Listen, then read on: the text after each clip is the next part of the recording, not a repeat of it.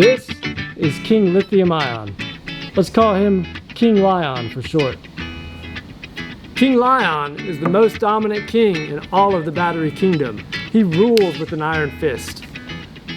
Maybe it's a lithium fist. When it comes to the mobility market, meaning batteries for electric vehicles, cell phones, laptops, there is no challenger to King Lion. But is the same true for the stationary battery energy storage space?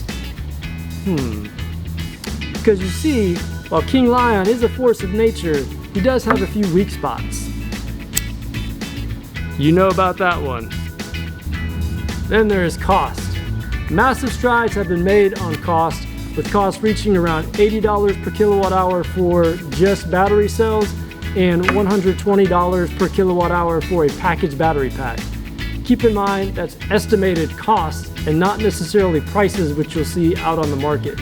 It's still a far cry from the $20 per kilowatt hour threshold predicted by a recent report from MIT that it was estimated we needed to get to that threshold to really unlock very long duration energy storage and move our electricity mix to the majority coming from renewable generation. Lastly, lithium ion is a temperamental fellow. He will survive at hot and cold temperatures, but that takes a big hit on his aging and his life cycle. Wouldn't it be great to get rid of all those HVAC units on these battery energy storage systems? It would. This week, we head way west to the Golden State, the wonderful California, where we're installing the Indie EMS at a project site that features one of these lithium-ion challengers. As part of this journey, we'll explore whether there really are any challengers to King Lion on the horizon. Let's see what happens. Rolling with Indie starts now. Keep rolling, rolling, rolling, rolling. Keep rolling, rolling, rolling, rolling. Keep rolling, rolling, rolling, rolling. Keep rolling, rolling, rolling, rolling. AKA Ferrari F50. Break it down. I got a lot of living to do before I die, and I ain't got time. It's gonna be a big week. No time to waste. Let's roll. You need to stop fronting. You ain't a friend of mine. You ain't no kin of mine. What makes you think that I won't run up on you with the 900? Hello, California. I love your weather. I ask like that, gotta be one of a kind. I crush them every time, punch them with every line. I'm fucking with their mind, I make them press rewind. They know they can't shine, if I'm around the rhyme. Minimum perusers 94 cause I commit the crime. I say in my line, I did it 3 to 9. First, a little tour and an energy storage history lesson. We're here on site installing this EOS system at a somewhat museum for the stationary storage industry. Got some old Kokum. This is a 40-foot container, 2.3 megawatt hours. We have probably quadrupled the energy density at this point with NMC. Can't quite fit 8 megawatt hours in a 40-foot container, but pretty close. We keep walking. We've got some OG stuff here, some Greensmith, AKA Fort Scylla. I think it's like 10 years old. So we need storage systems operating for 15, 20 years before a battery change out. And then the creme de la creme, the new EOS battery system. And the real good stuff, the Indie Energy EMS. Okay, let's get to work and get this finished up.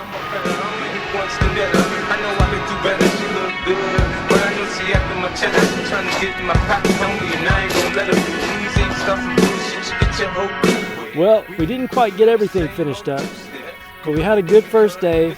We'll be back tomorrow to finish this off and get these zinc ions rocking and rolling.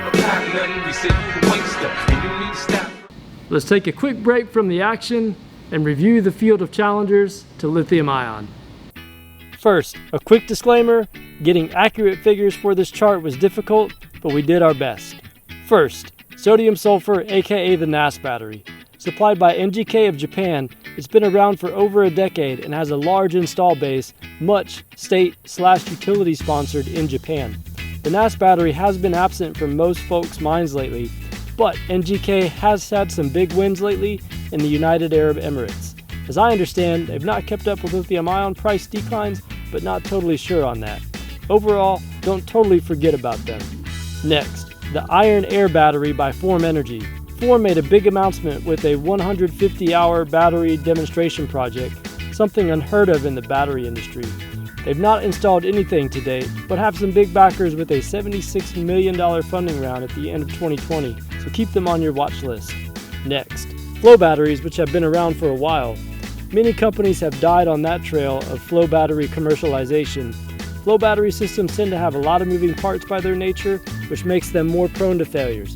It's a viable technology though, and there are several companies to keep on your watch list. Next, our friends at EOS with their zinc technology.